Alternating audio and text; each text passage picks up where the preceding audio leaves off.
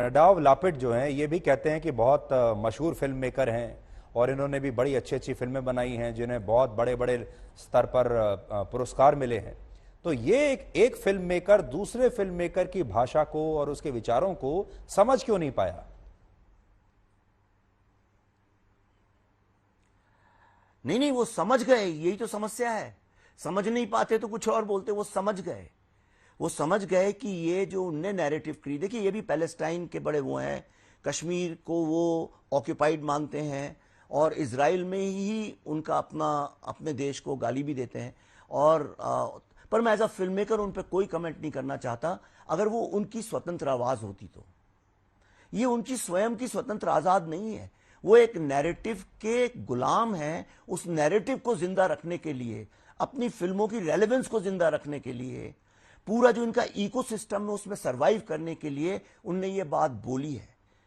इसलिए उनने खड़े होकर उस मंच का दुरुपयोग किया है। भारत सरकार ने उनको इनवाइट किया एज अ ज्यूरी। आप ये बताइए, अगर आप एक ज्यूरी में हैं, मैं दो बातें सवाल करना चाहता हूं देश की पूरी जनता से, दो सवाल। नंबर वन, अगर आप ज्यूरी में हैं, मतलब यही तो आपका अधिकार है कि आपको कोई फिल्म सही नहीं लगती आप उसको वोट ना करें, नहीं सिलेक्ट करिए उसको। लेकिन आप मंच पे खड़े होके 15 में से एक ही फिल्म को निकालते हैं और उसके लिए शब्द भी कौन से इस्तेमाल करते हैं, प्रोपेगेंडा। वो तो मैं समझा, चलिए आप बोल सकते हैं, लेकिन वल्गर, हजारों लाखों लोगों का जेनोसाइड हुआ है। आज वो चलते फिरते घर में नहीं रहते, अपने अब जहां पैदा हुए उनके वंशज रहे, जो उनकी मातृभूमि है वहां नहीं रहते, दुनिया भर में भटके हुए। इससे बड़ा कोई सबूत चाहिए आपको? इतने लोग रो रो के इस फिल्म को ने अपनी दास्तानें सुनाई हैं, कैसे उनके पिताओं के 50 टुकड़े किए गए हैं। तो अब कश्मीर फाइल्स आखिर है किसकी? विवेक, क्या अब आपने इस बात को मान लिया है? आपने इस बात को मान लिया है कि अब फिल्म चाहे आपने कितनी अच्छी बनाई हो, कितने लोगों को रुलाया हो, लोगों ने जबरदस्त प्यार दिया हो, लेकिन आपको पुरस्कार कभी नहीं मिलेगा, किसी भी अंतर्राष्ट्रीय मंच पर आपको बुलाकर सम्मानित नहीं किया जाएगा? क्या अब आप ये मान चुके हैं? नहीं, मुझे इससे बड़ा पुरस्कार क्या चाहिए कि हजारों माताओं पिताओं का, कश्मीरी हिंदुओं का, उनके बच्चों का मुझे आशीर्वाद और प्यार है। मुझे इससे बड़ा पुरस्कार क्या चाहिए? आज मैं जहां भी जाता हूं, मुझे इतनी मुस्लिम लड़के लड़कियां मिलते हैं जो कहते हैं, सर आपको हम बता नहीं सकते हैं आपने कितना बड़ा सत्य बोला है। सिर्फ इसलिए कि हम मुस्लिम हैं इसका मतलब ये नहीं, हम उस आतंकवाद का सपोर्ट करते हैं, लेकिन हम पब्लिक में इसलिए नहीं बोलते हैं, अगर हम बोलेंगे तो हमारे नाम पे भी फतवे इशू हो जाएंगे। अब मैं आपके सामने दूसरी स्थिति रखता हूं। आप बताइए इससे बड़ा पुरस्कार मान लीजिए अगर आपने कश्मीर पर एक म्यूजिकल फिल्म बनाई होती, एक रोमांटिक फिल्म बनाई होती, जिसमें आपने आतंकवादी को एक हक की लड़ाई लड़ते हुए एक युवा दिखाया होता, या एक स्कूल हेडमास्टर का मासूम बेटा करके एक आतंकवादी को दिखाया होता, तो शायद आज इसी मंच से, जहां आपका कल आलोचना हो रही थी फिल्म फेस्टिवल से, यहां आपको पुरस्कार मिल रहा होता। आप मानते हैं इस बात को? 100%, इसी कोई कहने वाली बात ही नहीं है। आप ये देखिए, जिन जिन फिल्मों ने ये दिखाया, मैं नाम नहीं लूंगा, लोग समझदार हैं, जिन जिन फिल्मों ने ये दिखाया कि वहां पे आर्मी अत्याचार कर रही है और कश्मीर भारत, अखंड भारत का हिस्सा नहीं है, उन लोगों को कितना पुरस्कारित किया गया है। उन्हें तो नेशनल अवार्ड भी मिले हैं।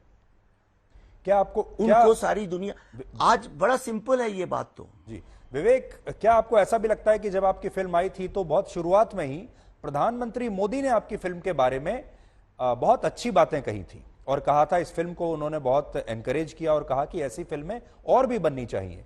क्या आपको ऐसा लगता है कि उनके जो आलोचक थे उसके बाद से वो आपकी इस फिल्म के पीछे पड़ गए और इस फिल्म की एक पॉलिटिकल ब्रांडिंग हो गई, जिसकी वजह से आज ये सब बार बार आपको अग्नि परीक्षा देने के लिए कहा जाता है? जी हाँ, बिल्कुल। अगर मैं आपको बताऊं तो ये फिल्म हमने नवंबर में अमेरिका में दिखानी शुरू की थी। करीब 20-25 स्क्रीनिंग्स के, ये 25 स्क्रीनिंग से भी ज्यादा, इंडिया की भी नहीं गिन रहा हूं, ये अल्टीमेटली ये रिलीज हुई। लेकिन तब तक वर्ड ऑफ माउथ इस फिल्म का अमेरिका के थ्रू इंडिया में काफी फैल चुका था।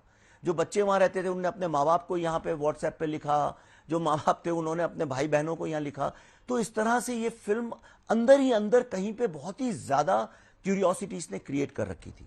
फिर जब ये रिलीज हुई तो फ्राइडे के बाद सैटरडे को इतनी जोर से उबाल आया, इसमें इतना ज्यादा बॉक्स ऑफिस उमड़ा कि सब लोग हतप्रभ रह गए। फिर संडे, फिर मंडे को तो इसने हिस्टोरिकल, मतलब आज पूरे भारत के इतिहास में हाईएस्ट मंडे, जो एक बहुत अद्भुत सी बात है, एक चमत्कारिक सी बात है। तब लोगों ने कहा ये फिल्म तो अब ब्लॉकबस्टर, इसे अब कोई नहीं रोक सकता।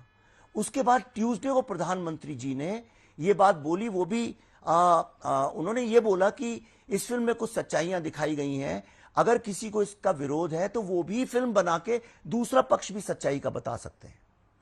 प्रधानमंत्री जी को शायद ये नहीं पता था कि इसके पहले जितनी फिल्में बनती आई हैं वो दूसरा ही पक्ष दिखाती थी, वही नैरेटिव चलता था, वही नैरेटिव जो जो जो इसके लैंडलॉर्ड्स हैं या जमींदारी, इस नैरेटिव के जो जमींदार हैं वो दूसरा नैरेटिव आने नहीं दे सकते थे, क्योंकि वो गरीब किसान था।